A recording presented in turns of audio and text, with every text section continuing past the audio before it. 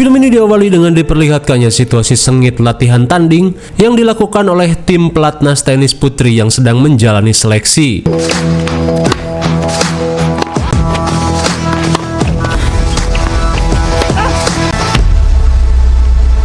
Yes! Good game, Nurul. Good game. I made it, Dad. Melihat performa putrinya yang kurang memuaskan, seorang pelatih senior bernama Benny merasa jika putrinya yang bernama Tania hanya menang hoki dari atlet pentolan RW yang bernama Nurul. Di mana kali ini, Benny yang ingin Tania menjadi atlet terbaik meminta putrinya untuk lebih keras berlatih. Lantas setelah memberikan arahan, Benny pun memutuskan untuk pulang.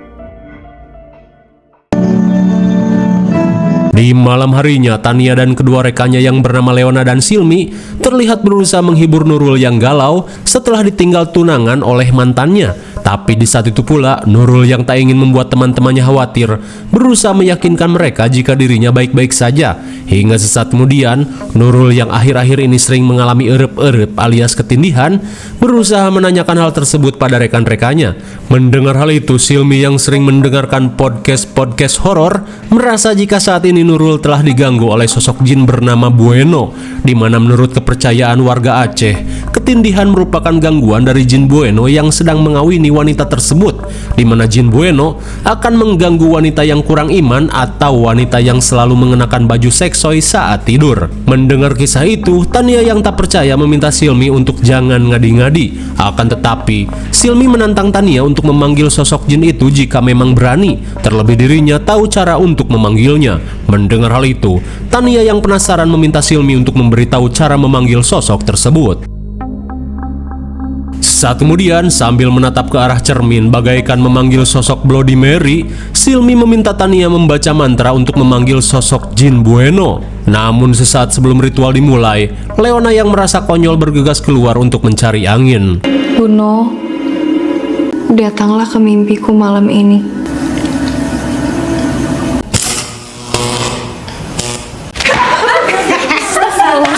Sontak mereka pun kesal oleh kegabutan yang Leona lakukan.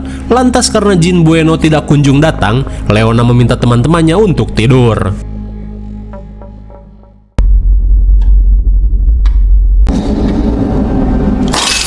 Di pagi buta dengan wajah yang mengerikan, sosok jin Bueno mulai muncul. Namun sepertinya rupa jin ini sangat mirip dengan jin Dasim di film Pengantin Setan. Hingga sesaat kemudian, Nurul terlihat mengalami erep-erep ekstrim.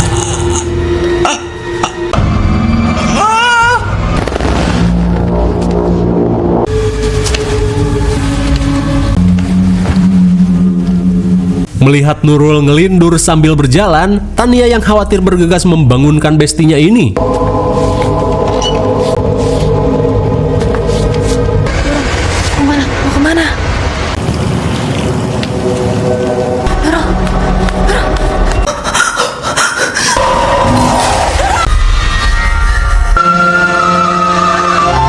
Astagfirullah. Sontak Tania pun syok parah saat melihat Nurul tewas mendiskon umur di asrama. Singkat cerita, seminggu setelah kematian Nurul, Tania yang trauma langsung terbangun setelah mengalami mimpi buruk atas kematian Nurul.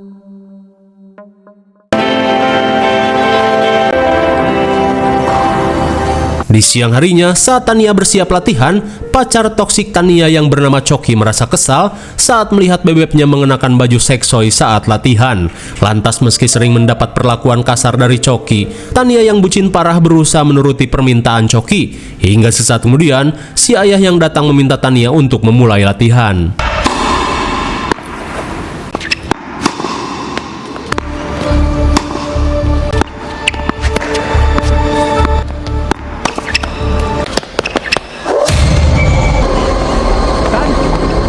Astagfirullahalazim. Sontak kalian pun kaget saat melihat bebenguk jurig Nurul yang tiba-tiba muncul. Di saat itu pula, si ayah yang melihat Tania histeris berusaha untuk menenangkannya. Dirasa Tania halu akibat kurang tidur, si ayah memintanya untuk mengatur pola tidur. Terlebih ia ingin Tania fokus agar bisa lolos seleksi ke Jurnas. Di malam harinya, Tania yang kepoloran saat mengecas mobil listriknya tiba-tiba mengalami ketindihan. Penting adalah iman kesabaran dan takwa kita. Namun untungnya jurig Nurul yang datang berhasil membangunkan Tania yang mengalami ketindihan. Sepulang ke rumah, Tania berusaha merelaksasi diri dengan cara berenang kucuprakan.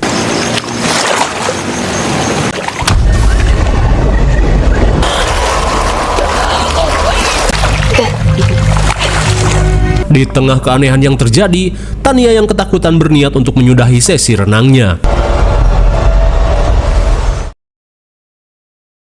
Di keesokan harinya, ibu Tania yang mirip Wulan Guritno terlihat sedang sibuk nge-live sambil sarapan, di mana si ibu yang bernama Samantha terlihat bahagia saat digoda oleh beberapa netizen. Bersamaan dengan hal itu, Tania pun heran saat melihat luka lebam aneh di lehernya. Kakak Samantha mau dong jadi sosisnya, aduh. Di saat itu pula, Timo yang melihat ibunya digoda bak cewek micet langsung kesal dan bergegas pergi. Singkat waktu, malam pun poek. Tania yang berusaha mengikuti saran si ayah terlihat berusaha untuk tidur lebih awal. Namun baru saja memejamkan mata, lagi-lagi Tania mengalami ketindihan.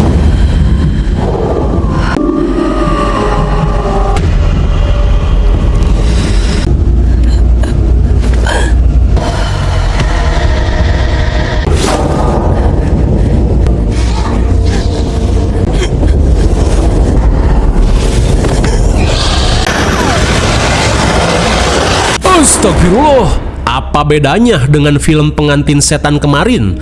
Tania yang ketindihan hanya bisa pasrah saat Jin Bueno menggabrutnya.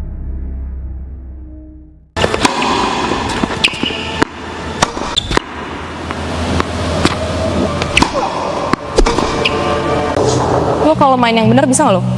Di keesokan harinya, Tania yang melakukan latih tanding terlihat uring-uringan bak kewes PMS, di mana ia menganggap Leona tidak becus meladeni permainannya. Di tengah panasnya adu bacot, Benny langsung mengakhiri latihannya. Rupanya setelah Tania wareg dijejali cacing jin, kini Tania menjadi temperamental. Sesaat sebelum pulang, Tania yang merasa diganggu oleh Jin Bueno terlihat mengirim pesan pada Silmi untuk meminta bantuan. Di saat itu pula, hal aneh pun terjadi pada Leona.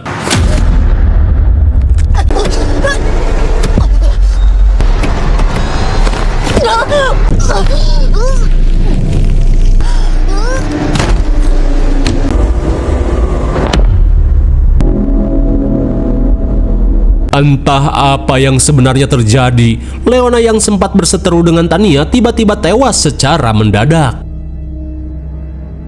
Di malam berikutnya, Tania yang sedang mandi pun kesal saat Silmi tidak kunjung membalas pesannya.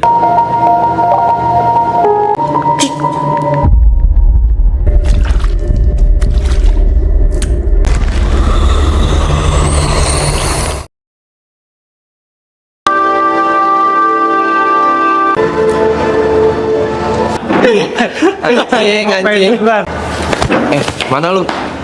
Di keesokan harinya, Timo yang akan pulang tiba-tiba dihadang oleh si cepak Abud yang datang bersama circle-nya. Lantas sambil menunjukkan video konten si ibu, Abud mengungkapkan jika ibu Timo yang sangat hot selalu ia jadikan sebagai bacol. Mendengar hal itu, jelas saja Timo tidak terima.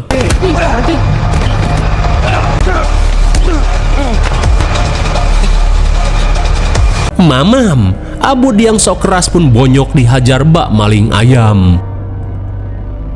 Singkat cerita, seusai latihan, seketika Tania kaget saat mendengar kabar kematian Silmi dari Nanang dan Agus. Hingga sesaat kemudian, Agus pun terlihat menunjukkan foto Silmi yang sangat mengenaskan.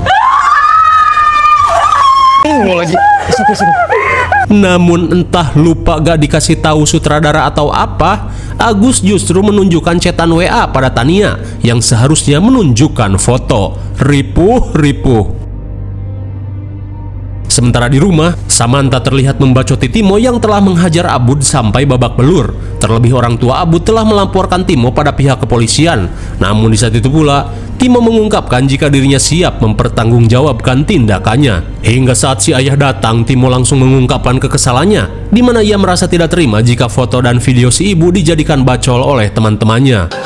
Timo! Apaan sih kalian? Hingga di tengah panasnya adu bacot, Tania yang pulang merasa muak dengan percekcokan keluarganya.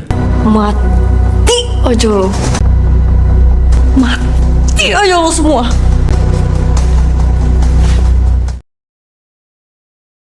Singkat waktu di jam 3 pagi, bukannya tahajud, Timo yang ruwet dengan permasalahan keluarganya terlihat asik mendengarkan musik underground.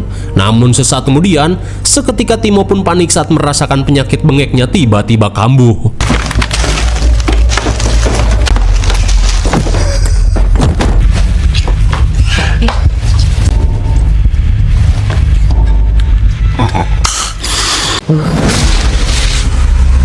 Apakah Timo baik-baik saja? Sebetulnya gua nggak peduli sih. Di saat itu pula, Tania pun panik saat mendapatkan penglihatan aneh tentang Timo.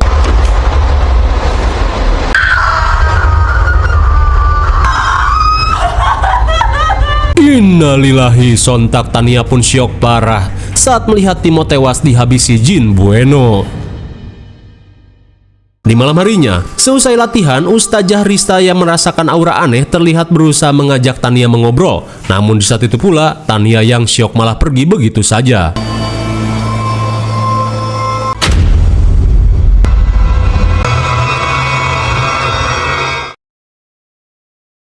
Hingga sesaat kemudian, Ustazah Risa yang akan pulang meminta Pak Benny dan keluarganya untuk lebih mendekatkan diri pada Allah. Saat malam semakin larut, terlihat Tania sedang berusaha mencari informasi tentang Jin Bueno yang akhir-akhir ini meneror dirinya dan keluarganya.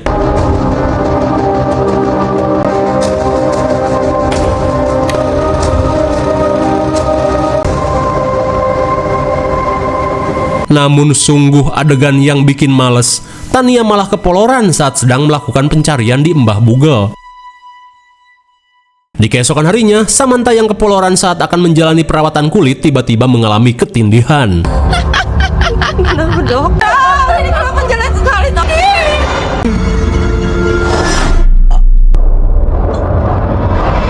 Sungguh mubazir, Mami Samantha yang hot pun tewas setelah ketindihan sosok Bueno. Di malam harinya, setelah kematian Samantha yang tragis, Benny yang merasa tak becus mengurus keluarganya, berniat melakukan sesuatu agar bisa menyusul Timo dan Samantha. Namun untung saja Tania yang datang berhasil menggagalkan aksi kurang iman yang akan si ayah lakukan. Hingga sesaat kemudian, Tania yang tak ingin hal buruk terjadi meminta si ayah untuk tetap terjaga. Melihat miss call dari Coki, Tania yang takut hal buruk terjadi pada si Ayang langsung pamit untuk pergi mengecek keadaan pacarnya. Sementara di sisi lain, keanehan pun terjadi pada Coki yang mengalami tidur sambil berjalan. Rupanya, Jin Bueno yang tak terima menganggap Coki sebagai pengganggu hubungannya dengan Tania.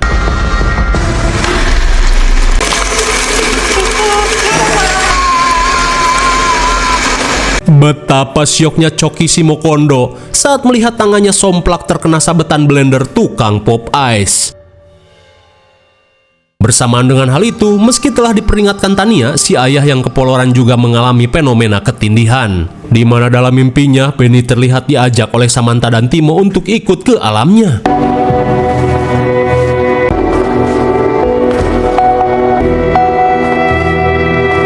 Apakah Benny baik-baik saja? Bodoh amat. Di saat itu pula Tania terlihat menancap gas seedan-edannya agar bisa secepatnya sampai di tempat Coki.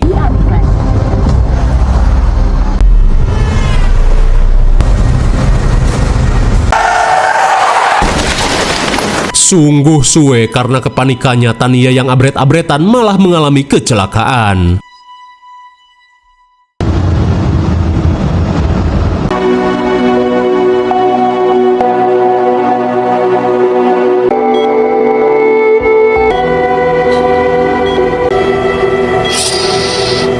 Singkat cerita, Tania yang baru siuman bergegas untuk pergi, terlebih ia khawatir hal buruk terjadi pada si ayah dan Coki.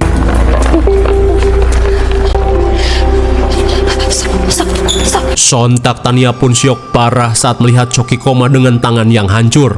Di tengah kepanikan, Ustazah Risa yang tiba-tiba datang berusaha untuk menenangkan Tania. Hingga sesaat kemudian, Ustazah Risa memberitahu jika si ayah yang koma sedang menjalani perawatan intensif. Mendengar hal itu, Tania akhirnya mengungkapkan tentang gangguan Jin Bueno yang ia alami, di mana Tania khawatir jika jin tersebut akan menghabisi si ayah dan Coki. Mendengar hal itu, Ustazah Risa bersiap melakukan sesuatu untuk membebaskan Tania dari incaran Jin Bueno. Singkat cerita, setelah Pak Benny dan Coki menjalani perawatan, Ustazah Risa yang akan membantu meminta Tania menguatkan iman agar bisa terbebas dari Jin Bueno.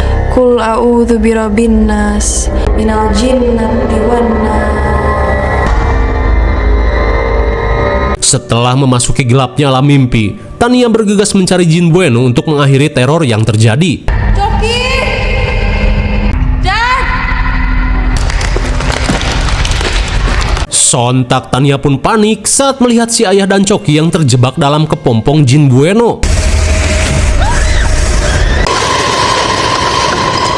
Di saat itu pula, Ustazah Risa berusaha menuntun Tania untuk membaca ayat kursi.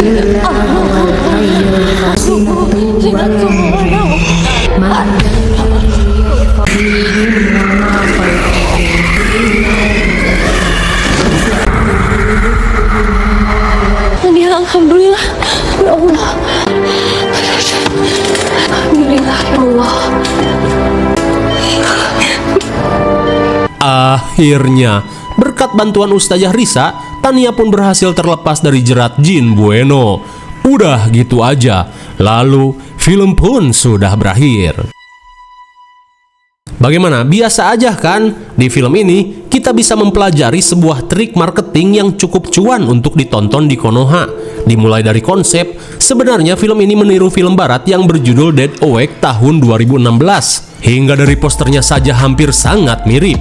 Tak cuman itu, sosok Jin Bueno di film ini sangat mirip dengan Jin Dasim di film Pengantin Setan. Mungkin tim kreatifnya gak mau mikir ribet, yang penting serem, dan meminjam kostum dari film Pengantin Iblis untuk dijadikan Jin villain di film ini. Sudahlah, mungkin segini dulu pembahasan film Ketindihan. Sampai jumpa di video selanjutnya. Salam Ojon's Review.